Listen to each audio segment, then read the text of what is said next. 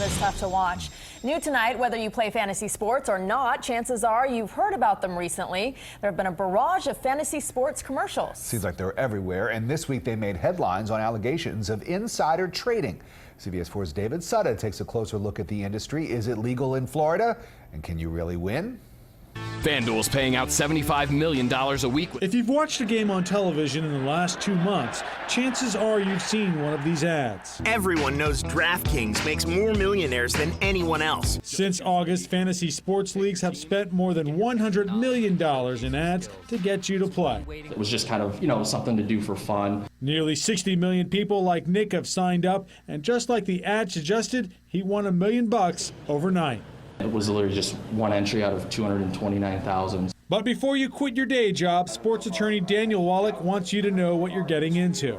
That's not an accurate portrayal of the reality of the daily fantasy sports industry.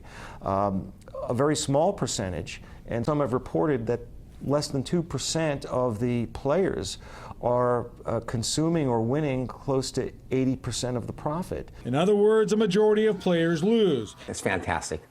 Really? It's fantastic. In fantasy sports leagues, participants pick athletes to create their own teams. They're rewarded based upon how those athletes perform.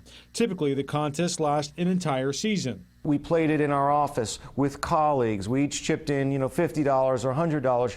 And no one really paid attention to it. But in 2014, daily contests took hold, and the money is huge. The rapidly growing industry is expected to generate $3.7 billion in entry fees this year, and over $17 billion within 5 years. All those commercials, it's about the money.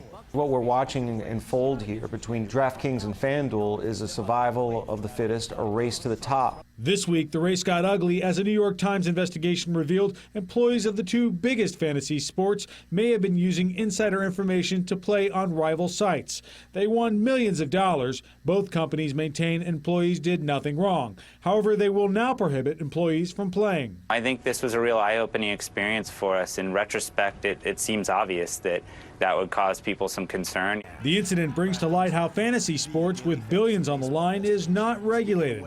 It is allowed to operate under federal law because it's considered a game of skill rather than chance. Is fantasy sports legal here in Florida? This is the ultimate lawyer answer. I'm sorry to give this to you. It depends.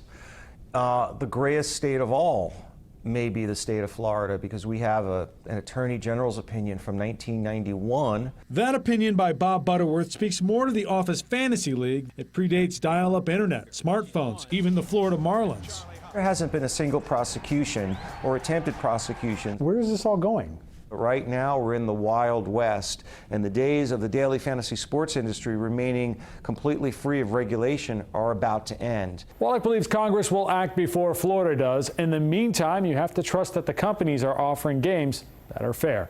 David Sutta, CBS 4 News, tonight.